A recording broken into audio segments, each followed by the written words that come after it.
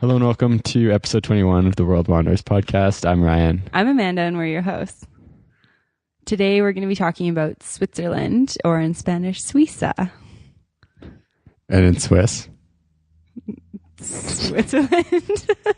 I'm not Spanish sure. just seemed more applicable. I don't know. In our show notes, you made the title Suiza, so I thought I should share with our audience. So we went to Switzerland when we were in Europe in 2011. And we weren't there for too long, but we both came away with really positive impressions of the country.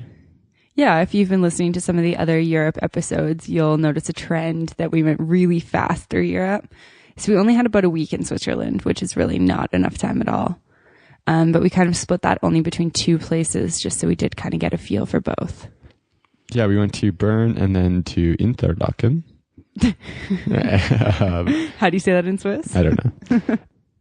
So we came into Switzerland from Salzburg in Austria, and first impressions were pretty good. We took a train in, and it was just the amount of tunnels and really high quality infrastructure is just amazing there. Yeah, for sure. I mean, I think that Switzerland for me was love at first sight. I was just like, oh my God, Switzerland, I'm here. I love it. Yeah, and we were in Austria for a little bit and Germany before that, but we had before that been really coastal, quite a while in Spain and Portugal. So it was nice to get somewhere a little bit mountainy, with a bit of fresh mountain air. It kind of reminded us of home, and we had been basically 3 months since we'd been in Canada. And we talked about New Zealand on the last episode of the podcast, but Switzerland also New Zealand reminded me a lot of Switzerland as we went there after. Yeah, for sure. And New Zealand and Switzerland both remind me of Western Canada. And so that was, I guess, one of the things that I first loved about it. It's after you've been away from home for that little while, it's like, ooh, mountains. Like, I know mountains, like mountains, Canada, home, happy. I guess is kind of like the quick brain process that I went through. No, not feeling my brain process? Maybe, I don't know. So the first place we went was Bern, and much like Switzerland as a country, we both left with really positive impressions and good feelings towards Bern. I remember thinking like, oh, it'd be amazing to live here. But The only problem being price. But what did you like about Bern so much? It was kind of interesting because we only had a week in Switzerland. We decided to skip Zurich completely because we'd been to so many big cities already. And so I think we'd heard that Bern was nice and it's small. And that was something that we were really looking for, was somewhere where we didn't have to take a ton of public transit to see the city. There wasn't huge sites. We could kind of just hang out. And Bern was that. And so population of just under 150,000. It's so cute. It's one of the cutest little cities I've ever been to. Freshwater river flowing through it. Yeah, very scenic. You can see the mountains off in the distance, but just we were there in the summer, so there's lush green stuff everywhere. The river's kind of like glacial looking, fresh blue water. It's nice and warm there, but not too hot. Yeah. Nice small city. That's one of the things we found to be most enjoyable about, or one of the best size of city is one where you can walk around for us.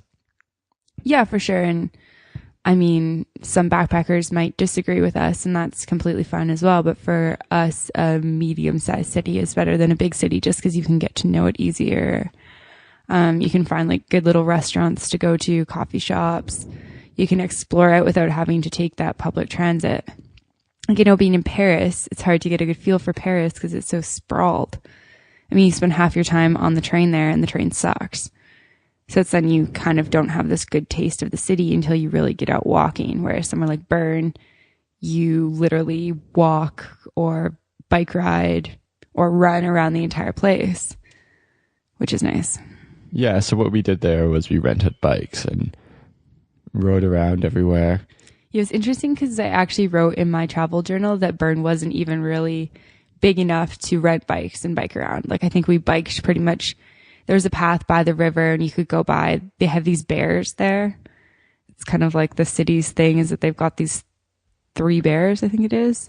And they're kind of in this little area, obviously with a fence right by the river. So you go like look at the bears. kind of bike around a little bit more. I went to Einstein's house, and then we're like, okay, like we're good. Yeah, there weren't too many attractions there. I think it's big on like arts and cultural stuff, and it is Switzerland, so it was really expensive. So we didn't really endeavor to do too much stuff. Yeah, for sure. I think we had heard that Switzerland was expensive, but going there, you know, looking at menus and seeing the prices of food, it was like, holy man, like we can't afford to eat out. I think a Big Mac meal in Switzerland runs for about 20 Canadian dollars. And that's McDonald's, which I don't even consider real food, personally. Yeah, so we just grocery shopped and cooked for ourselves at our hostel there. And it's something we did throughout Europe when we were backpacking, but especially in Switzerland, I don't think we ate out once. Yeah, I mean, it's something we talked about in some of our other episodes, that grocery shopping is a great way to budget. We had struggled while we were in Spain because they don't really have this westernized supermarkets, like what we call a grocery store. Spain doesn't really have in the city centers. So that was a little bit difficult for us. So it was really nice getting to Switzerland and having these, you know, what we in Western culture consider grocery stores. They had those types of supermarkets. And I found a lot of really good gluten-free stuff, which I loved, like gluten-free pasta, gluten-free crackers, that sort of thing. But we had seen, one of our big things traveling is when you go a period of time without nice supermarkets and you get back into a country where they're available, we like to go take advantage of that. So I think for us, we kind of zipped Paris, also really expensive, and we didn't really find a really good supermarket. But when we got to Amsterdam, we had gone and partaken, and then Germany a couple times. So we were kind of used to it, but yeah, still kind of enjoying having more of like the supermarkets we're used to at home. Yeah, and it's a good point to bring up. I mean, I love international grocery stores. It's just such a weird thing for me, but when I travel, I really like to go in grocery stores. What do you mean by international grocery stores? Like grocery stores in a country other than Canada. So going into like an international grocery store. Is that the right word? I don't know. I think you're referring, did you mean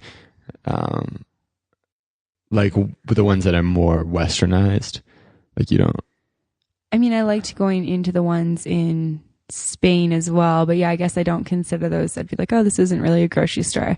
Yeah, I like the ones where I feel kind of at home, like it seems similar to Canada, but then to see the different products that they carry, like to see the Swiss brands was cool, and to see, oh, what sort of foods do they eat. And that's what does make it hard in a country like France. Like the French food is quite different than Canadian food. And so it's like you're grocery shopping, I'm like, what am I going to do with this baguette? I guess.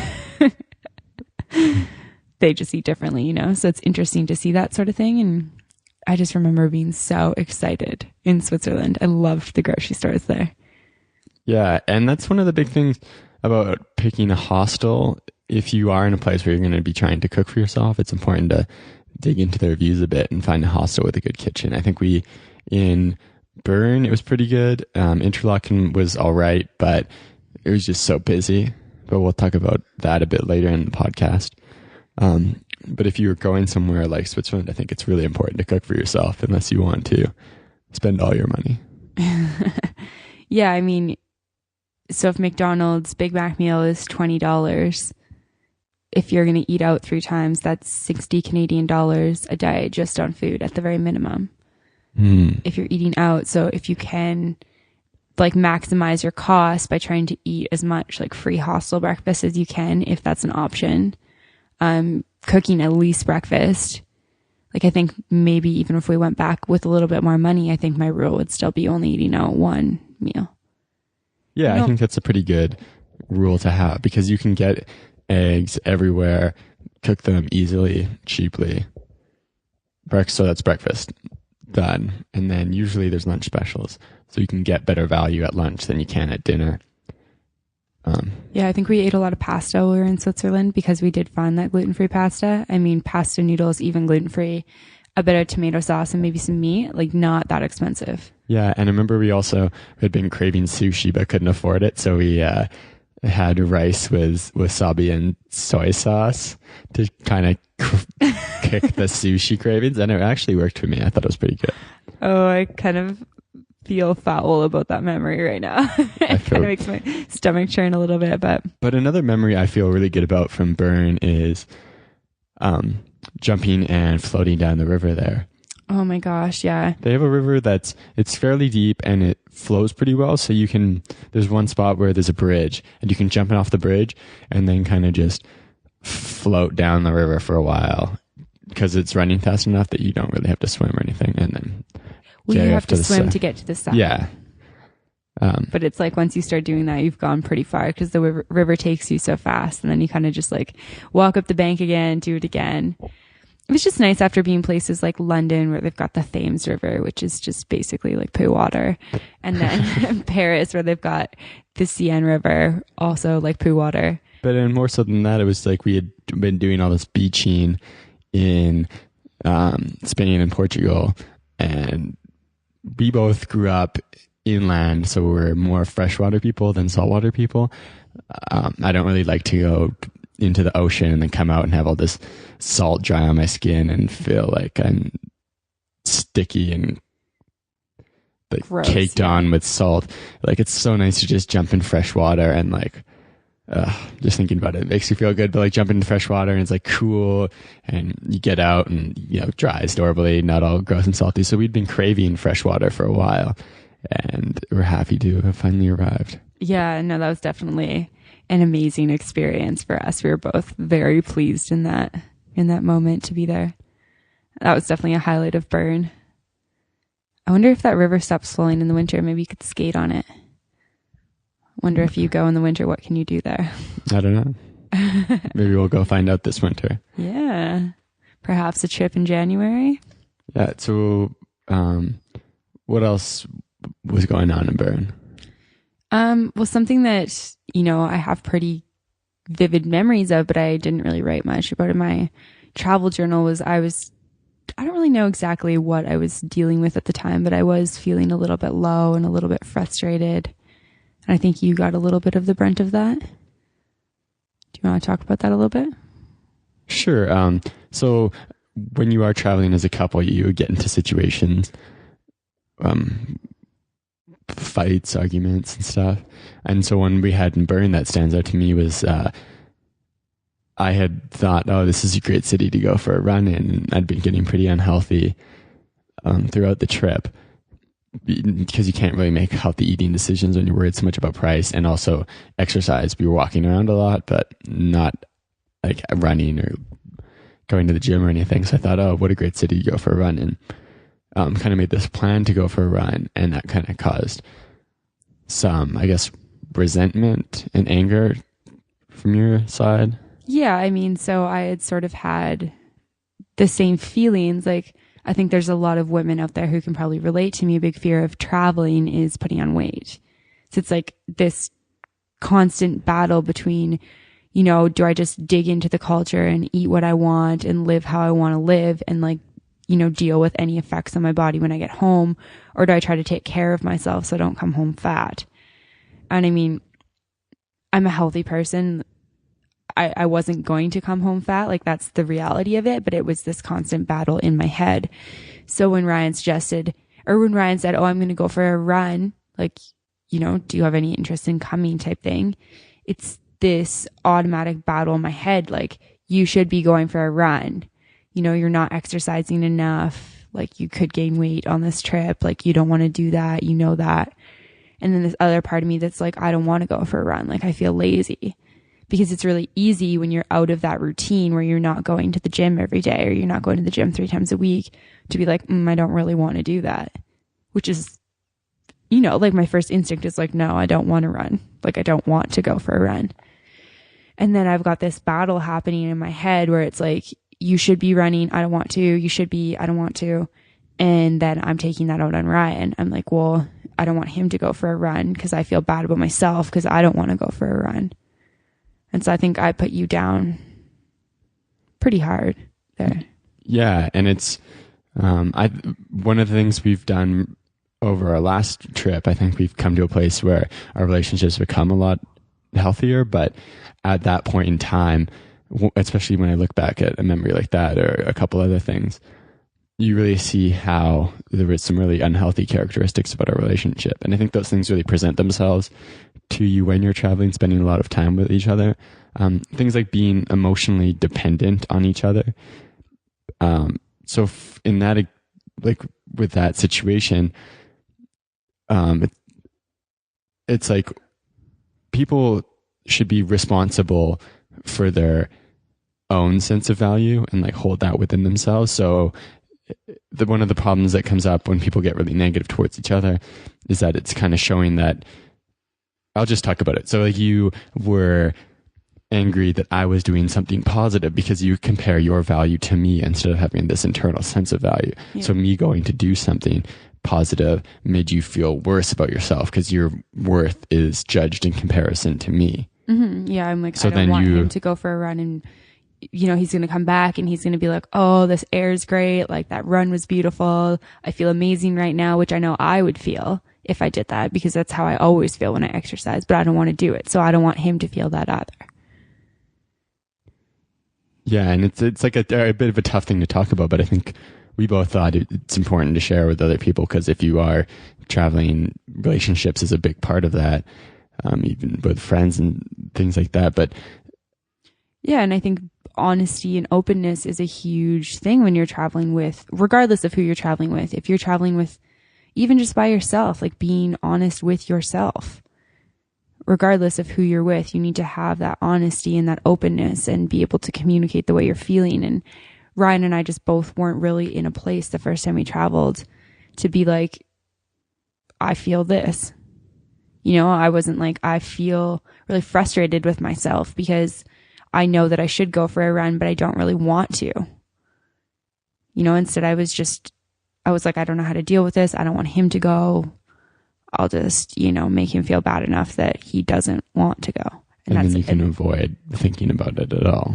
Yeah. And so I feel embarrassed admitting this, but it is something that I did. And I think a lot of people do things like that. So it's important to know that you're not alone in that, but that you do have the possibility to change that behavior. Yeah. And I think it's a bit of a commitment towards honesty. I think that's where the problems came from for us is that, we were closed off, emotionally towards each other and communicating stuff like that. So instead of you communicating that you feel maybe some negative things about yourself at that time or just in general, and that it was coming through in this go for a run thing, it was like, oh, maybe if I stop him from going for a run, then we won't have to talk about it at all. And we had lots of situations where me not expressing my feelings came out in anger towards you for other things. I think it's usually a back and forth thing. Yeah, for sure. Yeah. So there you go, audience. We're not perfect. No, not at all. So from Bern, we carried on to Interlaken. Yeah, so Interlaken is the adventure capital of Europe, some people call it. Pretty cool. It's like a little piece of land located in between two lakes. Thus Interlaken. Yeah, I guess that's where the name comes from. It's pretty touristy. It's definitely a tourist, or not tourist, like backpacker hub. I mean, no, there was a lot of higher class tourism, especially for Asian travel. It seems like there's a lot of Korean people there. Yeah. Yeah, a lot of Korean people there. They seem to love the mountains because they're big in Banff as well, in Alberta, in the Rocky Mountains. So I think that they really like mountain tourism, which is cool. Like it was neat to meet people from that culture. It's very different from our own. What were your first impressions of Interlaken? Well, I did remember hearing lots about it beforehand.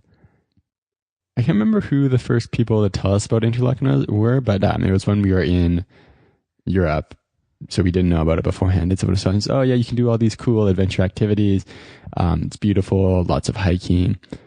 So I was pretty excited for all of that stuff. And then getting there, it seemed to live up to expectations. Yeah, I mean, picture a tiny little town in between two glacial lakes in the middle of the Swiss Alps. Like the scenery doesn't get much more beautiful than Interlaken. Yeah. And one of the things that's amazing about Switzerland is the mountain infrastructure is just so much more developed than really anywhere I'd ever been before. I think maybe there's some spots in Europe that are similar, but not like Switzerland's. I think it's like the peak of infrastructure. So you go, whereas in Canada, if you want to go for a hike, you've got to hike up a mountain, maybe walk along, and then walk down to your car. You do this big loop. You spend most of your time going up and going down. In Switzerland, one of the cool things you could do, like the hike we did, you take a train up, walk along the peak of this mountain for like 6 hours with like amazing, spectacular views the entire time, and then take a gondola down and a train back to the town you were in. Yeah. And so you don't have to do a loop. You don't have to deal with this up-down stuff. It's just all climax. And it's cool because to hike that far up a mountain, like it would take you all day just to reach that peak. Instead, we took this train up there, and then that hike was still difficult. Like we went up and down on the peak of the mountain, but you're already up there, which is so cool. So you already have that gratification. And you don't need a car to get there. There's public transportation available to take you to those spots, which is pretty awesome. Yes. As backpackers. Yeah. So that hike we took a train from Interlaken to a place called Schnigiplatt. I'm totally butchering that name. And then we hiked from there to Grindelwald. So we took a gondola down to Grindelwald and then a train from Grindelwald back to Interlaken. Yeah. And then we did another hike that was not as intense as that, but we took a train to Lauterbrunnen. And then we hiked through a beautiful valley right by Lauterbrunnen to a set of falls called Tumbleback Falls. I've probably also a bad mispronunciation. Yes.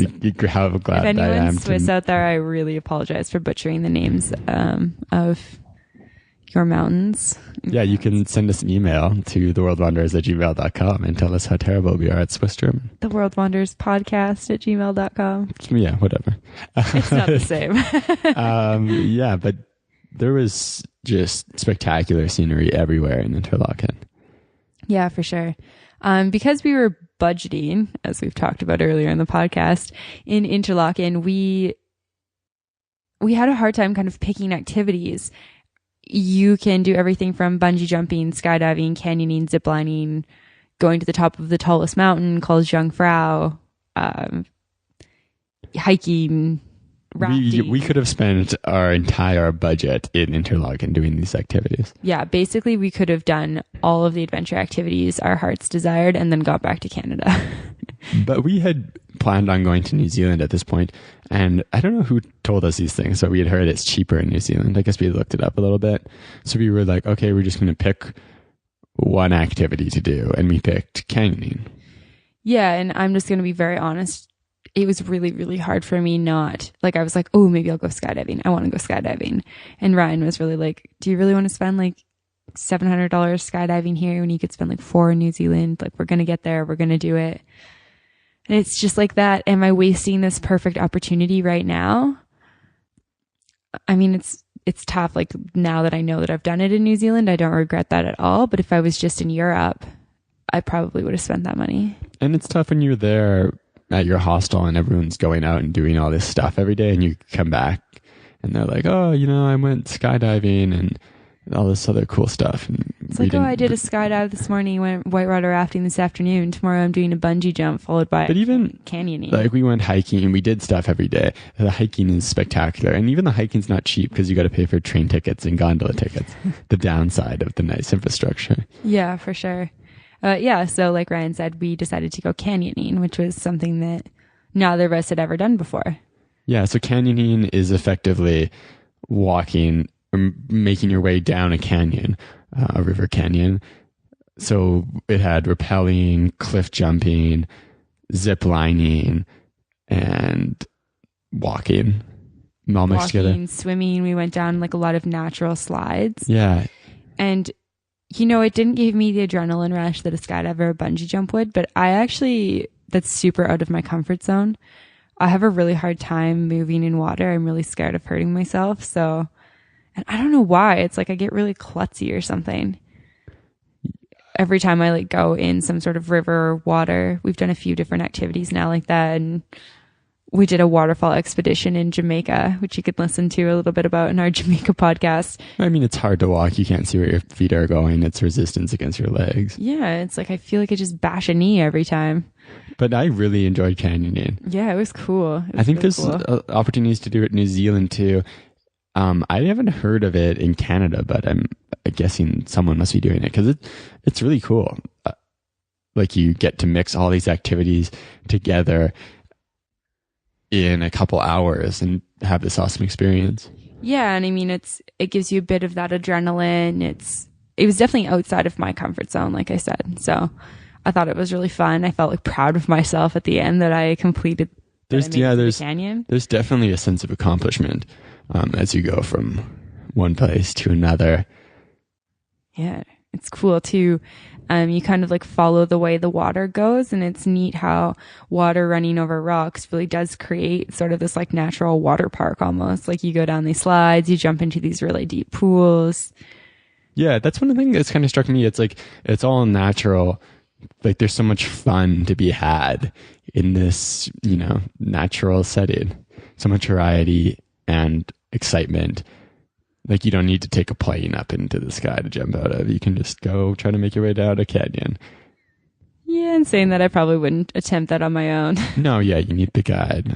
But I remember thinking like, oh, it'd be cool if you could just do this on your own. If I had the skills and expertise to do it on my own. But one of the laser eyes to see how deep the water was. Yeah, just get someone to do it in front of you. Yeah, you go first. When we were planning the podcast today, we were talking about how we had both really been hard on ourselves about budgeting lately. I think when we talked on the budgeting episode, I was like, I suck at budgeting. I'm terrible at budgeting. And I seem to do that a lot where I really make myself feel bad about things. But like thinking back to Switzerland, like we did an awesome job of sticking on budget there. Yeah, for sure. I mean, Switzerland is a country where you can fully break your budget. As a backpacker in Europe, compared to somewhere like Spain or Portugal, it is so expensive. And if you're just eating out every day and doing all the activities that you want to do, I mean, you could go broke. But I think it's almost easier in a way because everything's so expensive. It forces you not to buy small things because you're like, oh wow, everything is expensive. Limit everything. Versus you go somewhere like we found in Southeast Asia where it's like you go to the restaurant and it's like, okay, this, and this is like $6. Well, we could just get that and it'd be $8, or that $10, whatever. And you have all these small things because nothing on their own is expensive. Yeah. But then you add them all together and you're like, shit, I spent a whole bunch of money last month. What happened? Yeah, that's actually a great point. I mean, we spent a lot more money in Southeast Asia than probably the average backpacker does, but we would go to a restaurant and we'd be like, oh, let's get beers, let's get the spring rolls to start, let's get 2 meals, when it's like one meal was probably enough food for us to split. 2 meals together, not 2 meals each. I think like one of those meals was probably enough food for 2 of us. So much food. One thing though that we did kind of splurge on in Switzerland is that we always treated ourselves to a chocolate bar. Yeah. Someone had told us that Toblerones no one eats in Switzerland. Well, I don't think the locals eat them. I think all the tourists. Yeah. So my souvenirs from Switzerland were a Swiss Army knife and a Toblerone. Yeah, I mean, I think it is a very like stereotypical, Switzerland famous for Toblerone, and then you go there and Swiss people are like, I don't eat Toblerone. And I was like, Toblerone's delicious. I'm in Switzerland. I'm going to eat Toblerone. Yeah. And one of the things, this is going to sound kind of stupid, but I never really put together until I went to Switzerland, like, you can't, like, why is Swiss chocolate a thing? Like, all the cocoa beans are in South America. Switzerland is this landlocked country, nowhere near a port. Like, they're taking these cocoa beans from South America, hauling them up into the mountains so these Swiss folks can make chocolate. Like, that doesn't make any sense. It's kind of weird too, because so now that we've traveled South America, Bariloche in the Lake District of southern Argentina reminds me a ton of Switzerland because it's famous for mountains and chocolate. And the same thing is kind of there. It's like, where do they grow these cocoa beans? Like, cocoa plants do not grow in the mountains. They don't grow in the cold. They grow in like lush, jungly areas. Yeah, why are people making chocolate in all these cold mountainy places? Why are they making the best chocolate?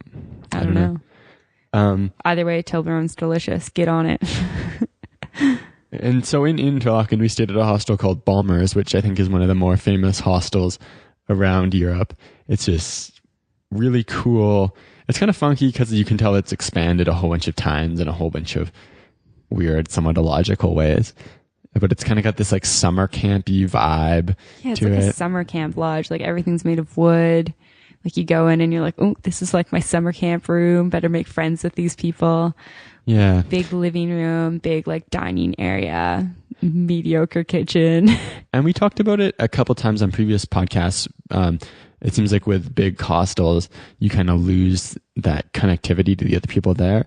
But Balmer's seemed to toe the line pretty well between a hostel where it is big, lots of people there, but everyone was friendly and communicating with each other. And something we actually talked about in the last episode of the podcast, how we met some new girls from New Zealand who were wonderful and showed us around in New Zealand. We actually met them at Balmer's, connecting over the fact that these gigantic Korean families would use all the pots, and then we'd have to sit there for like an hour to get our hands on a pot to make our wasabi soy sauce rice. Or pasta. Yeah, there was, I think, 3 or 4 pots for the entire kitchen. And then, yeah, a family would get in there. They've got one for their rice, one for their sauce, one for their like meat and veg. And it's like, oh man, like one pot, do one thing at a time. Like you can't use all the pots in the kitchen. That's not really like hostel culture, but you know, it was kind of annoying at the time. By the 3rd night that we experienced it, we were friends with the 2 girls from New Zealand, and we kind of just got to the kitchen a little bit before we were actually hungry.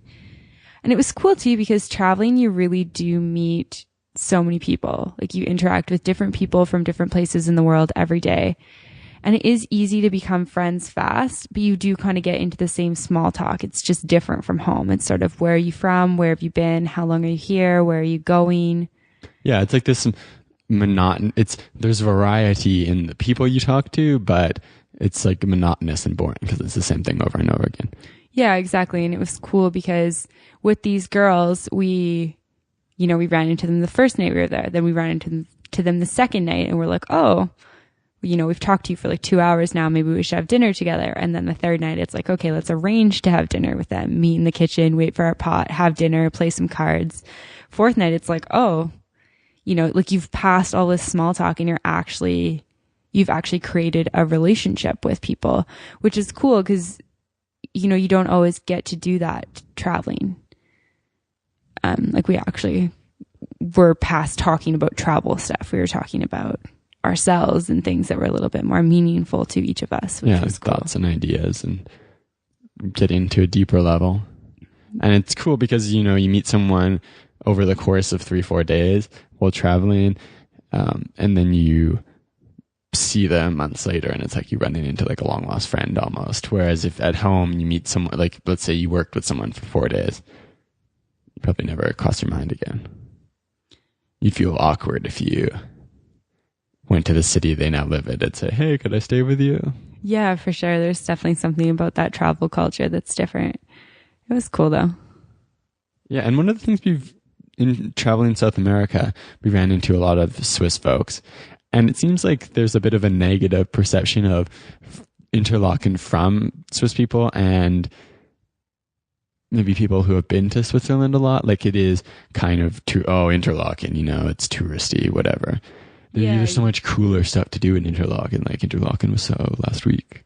There's so much cooler stuff to do in Switzerland than Interlaken. Yeah. It's interesting too because, we kind of purposely skipped Zurich. Like we're like, okay, it's another city. We did language school in Buenos Aires with 2 Swiss people, and they're like, Zurich's one of the most beautiful cities in Europe. Like, why would you not go there? It's like, well, it's just another city, like it's kind of the same old. Which I feel bad saying because obviously it isn't, but there is this negative perception a little bit about what we did in Switzerland. So I don't know. So I think Interlaken is super touristy, but it's super touristy because there's awesome stuff to do there. Yeah, for sure. Do you regret going No, there? absolutely not. Like I definitely go back again. I think There's obviously some other really cool spots to go. And I think now that I'm a bit more into hiking, I'd like to go, to some more rural places and check some other stuff out. I'd love to go back to Switzerland and get a bit deeper into it. Yeah. And so going back there, what does your ideal trip sort of look like? Like, how long do you think you'd spend there? What do you think is a good amount of time? I don't know. So I talk about how I'd like to go back, but I definitely don't think it's on the top of my list to go back to. I think I'd probably go to New Zealand again before I went to Switzerland again. Mm-hmm. Well, New Zealand's a little bit more affordable with the money that we're making right now. Yeah. But no, the area in the mountains around Interlaken is somewhere I'd really like to go check out in the winter and do some skiing. Summer or winter. Yeah. Yeah, I think Switzerland could actually be a cool place to spend, I don't know, like a year. Yeah, so when you said that, I'm like, well, I'd like to go live in Bern or something. I think that would be awesome. Yeah, that would be cool. That's what Bern struck me as a place I'd really like to live. So when you said, oh, what does your itinerary look like to go visit Switzerland? I'm like, oh, I don't know. But I'd like to live there. I remember thinking after we left about how it would be cool to live in Switzerland. I've said that like 3 times in the last minute. But it seems like a pretty sweet place to have citizenship too. Get on it. You might have it in like 6 I need to years. find a Swiss wife. Hey now, what about me? Moving away from Manila. Well, you could go get Swiss citizenship. I guess. Yeah, it's actually really difficult to get Swiss citizenship from what I've heard. They don't let that many people in. But that's another topic for another day. Do you have anything else to add about Switzerland before we say goodbye? Well, I did have this franc pun about how expensive it is. Like, frankly, it's too expensive. Good one. I like it. Yeah. No, nothing more. I think I've covered everything you'd ever need to know about Switzerland in the last 30 minutes. So they can probably just replace the Wikipedia page with a transcript of the podcast. And so I guess to start that, you check out the show notes on theworldwanderers.com. We've said it the last few episodes, but we'd really love to hear your feedback. We're pretty new to this. I'm still trying to get our feet under us, our sea legs in podcasting terms. Okay, just stop. So send us an email at theworldwandererspodcast@gmail.com. Yeah, and we also have a Twitter page now. So search The World Wanderers and follow us on Twitter. Tweet us, message us if there's anything you want to hear. And thank you for listening. Okay, ciao. Bye.